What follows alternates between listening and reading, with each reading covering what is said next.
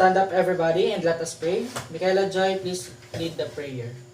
In the name of the Father, the Son, the Holy Spirit, Amen. Our Father in heaven, holy be your name. Your kingdom come, your will be done on earth as in heaven.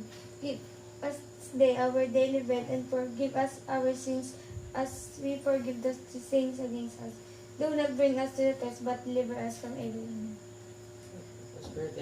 Okay, good morning, class. Good morning, sir. Before you take your seats, kindly arrange your chairs and pick up the pieces of papers underneath.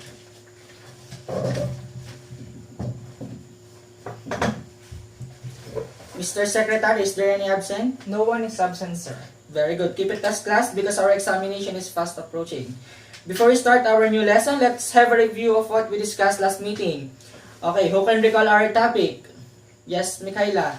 Sir, our topic last meeting is all about the characteristic of various pastry products. Okay, very good. Good to know that you still remember our last topic. Again, can you enumerate those characteristics of pastry products? Ryan J. Sir, that is the appearance, color, moisture, mouthfeel, and last is the texture. Exactly. What can you say about the appearance of pastry products? It should be what? Yes, Michaela. Sir, it should look smooth, balanced in shape, and the edges must have even thickness from the edges up to the center. Okay, very good.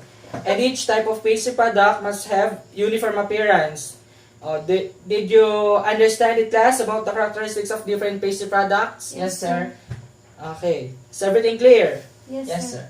Okay, for our motivation with regards to our discussion, we will be having our first activity, which is the 4 peaks and 2 words. Are you familiar with this game? Yes, sir. Okay. Here is the first picture.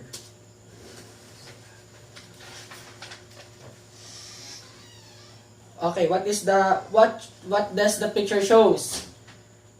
Yes, Ryan J. Sir, is that a baking tool? Okay, very good. That's the correct answer. Next. For the second picture. Yes, Michaela. Sir, that is baking equipment. Okay, very good. That is the correct answer.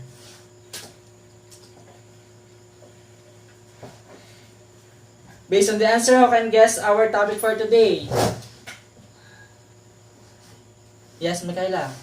Sir, our topic for today is all about tools and baking equipment. Okay, our topic for today is all about tools and baking equipment. So, thank you, class, for your cooperation. Now, baking can be a lot of fun and convenient, especially when the right tools and equipment are used properly. Those tools and equipment are categorized into 4. And those are the bakewares, the cutting wares, the mixing tools, and the miscellaneous tools. The first category is the bakewares. So, what do you mean by bakewares? They are used in what? Yes, Ryan. Sir, baking waves are used for baking pastries and other bakery products that are placed in The oven. Okay. Excellent. So, bakewares are used also to form what we want to be, the outcome or the shape of it.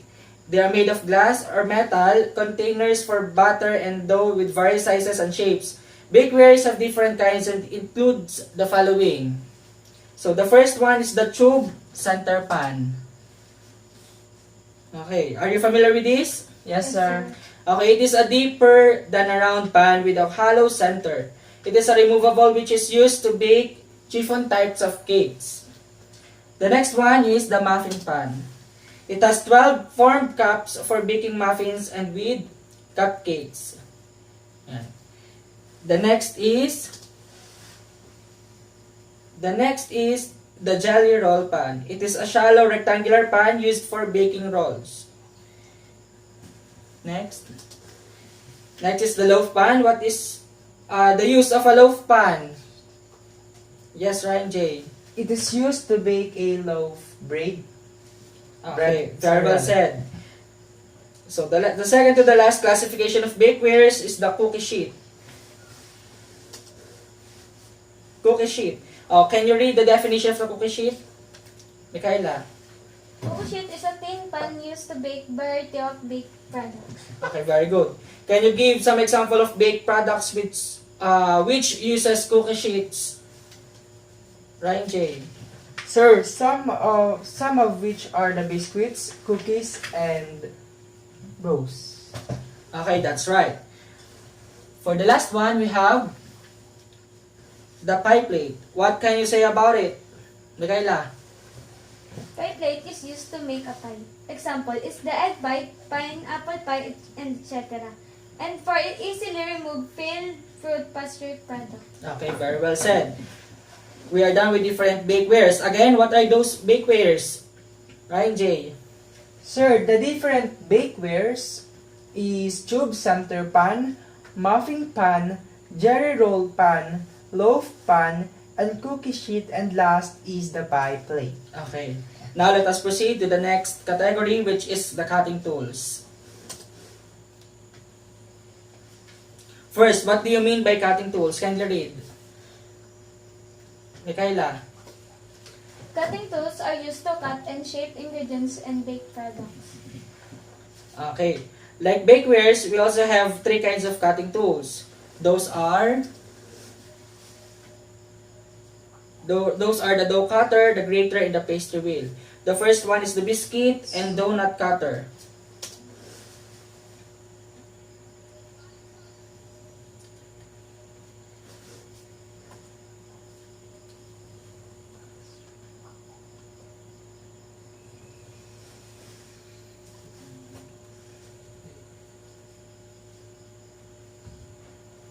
So, biscuits and donut cutter, it is used to cut or shape biscuits or donuts. The next one is the grater.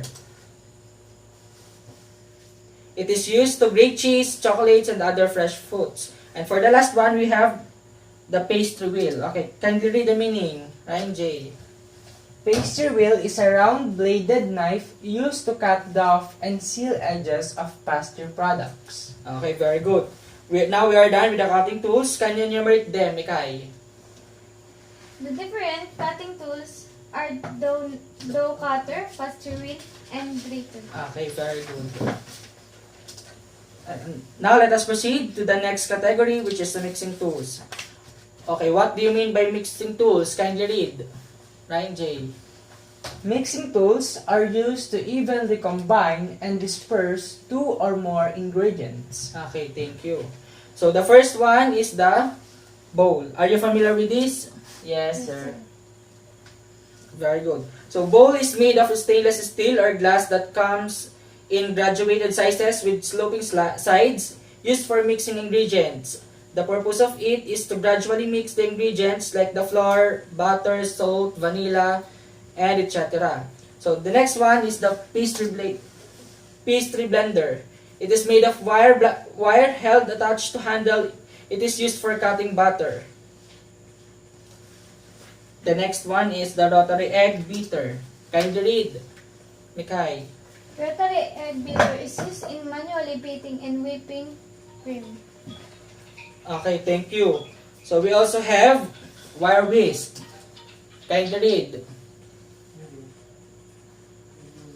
Ryan. It is used to beat or whip egg, butter, sugar, and cream. Okay, thank you. So, as you can observe, they have almost the same purpose, but their difference is that wire whisk used to beat not only the egg, but also the different ingredients like the cream, sugar, and etc. While the rotary egg beater is used only to beat the egg. For the last, we have the wooden spoon. So it is also called mixing spoon, which comes in various sizes suitable for different types of mixing. Again, what are the different mixing tools? Ryan J. The different mixing tools are bowl, pastry blender, wire whisk, and wooden spoon, and also the rotary egg beater. Okay, very good. So for the last category of different tools and equipment, we have the miscellaneous tools. What do you mean by miscellaneous tools? Kindly read, Mikay. Miscellaneous tools are intended for particular purposes that plays the vital roles in baking. Okay, like the different category, it also comes in different kinds. So, the first, we have the mortar and pestle. This is the mortar and pestle. So, it is used to powder, pound, or crush various baking ingredients. So, the second is the pastry bag. Can you read? Ryan. Pastry bag, it is used for designing baked products. So, what is the example? Yes, Ranjay. The examples is the cake to apply the icing on the top of it to become more presentable. Okay, very good. So it is also a funnel-shaped container of icing or whipped cream. So the next we have the pastry brush. It is intended for greasing pans or surface of pastry products. So next is we have the rubber scraper. Can you read? Mikay.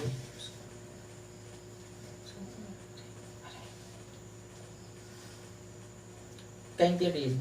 Pastry brush is used to remove bits of foods on the side of bowl. Okay, thank you. The difference between the two is that pastry brush is used to apply while the rubber scraper is used to remove. So the next one is the strainer. So strainer, it is used to strain or sieve dry ingredients. Next one is the spatula. Kindly read, Ryan.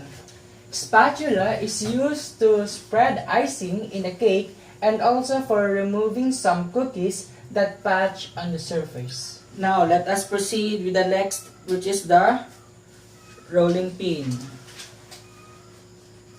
So rolling pin, it is a cylindrical in shape which is used to flatten the dough. So for the last tool under the miscellaneous is the food tong. Are you familiar with the food tong? Yes, sir. Oh, when did we use food tong? Mikay. When we need to hold the hot baked products. Okay. So also we can use it before, during, and after baking. Again, what are the miscellaneous tools? Can you enumerate? Ryan?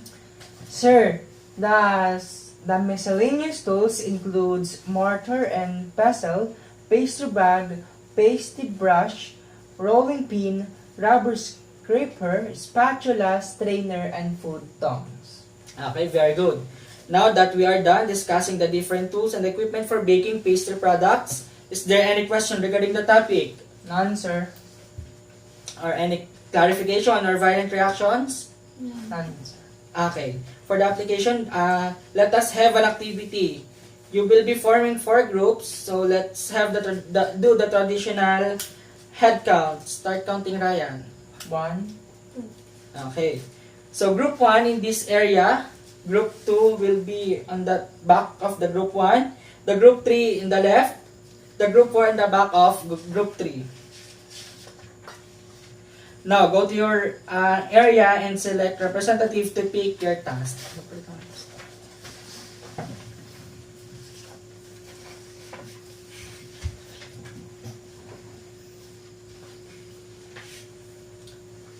Okay. Here is your task.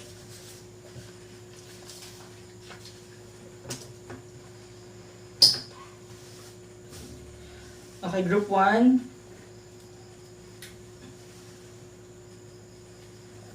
Group 1, demo the tools and equipment for baking pastry products. Give at least 3 for each category.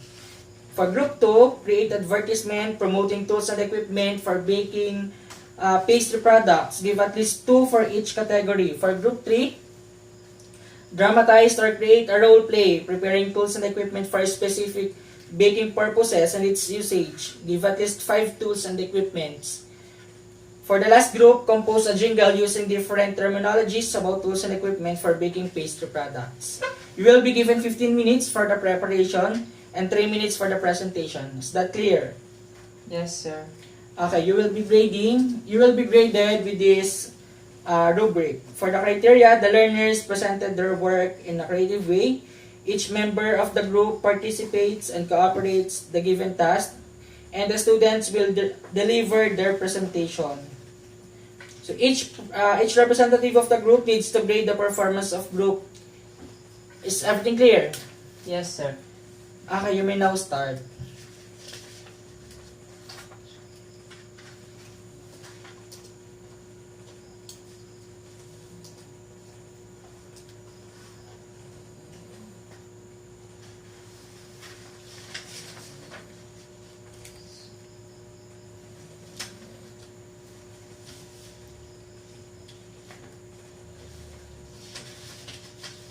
Okay, now let us proceed with your quiz. Get a sheet of paper and write down 1 to 10.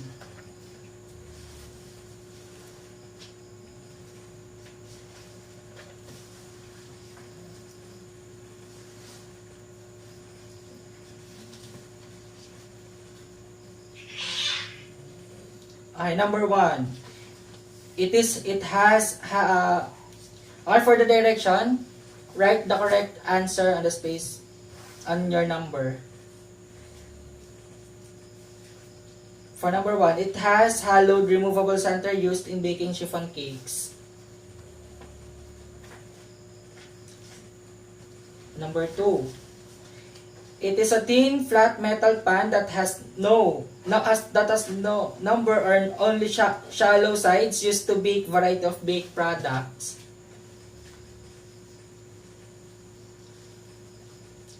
It is a round blade. Number 3, it is a round blade knife used to cut dough and seal edges of pastry products. Number 4, it is used to remove bits of food on sides of the bowl.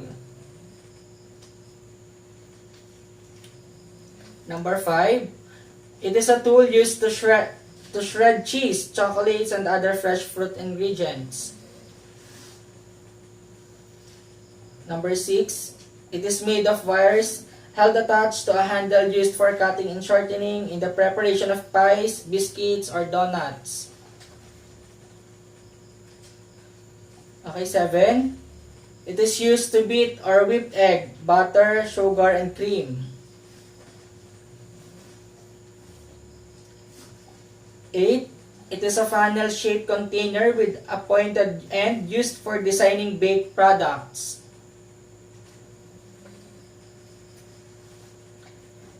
Number 9, it is used to flatten or roll dough for rolls, crust, and other baked products.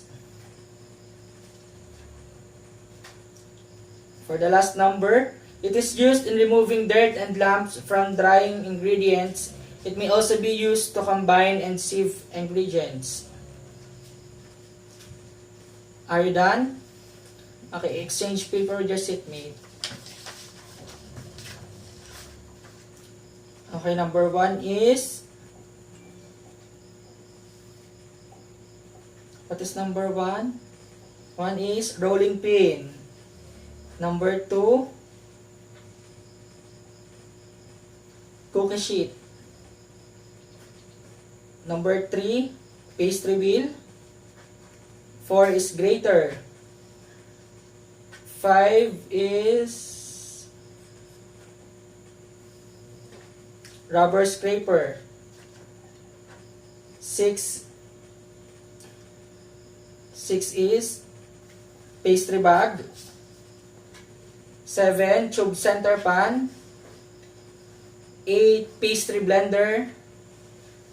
9, wire whisk. For the last is strainer. Who got the perfect score? What is the sir? You got 10. Raise your hand. Ako got 9. Okay. Now for your assignment, kindly read. Ayan. Construct an essay about the importance of knowing the tools and bakery equipments.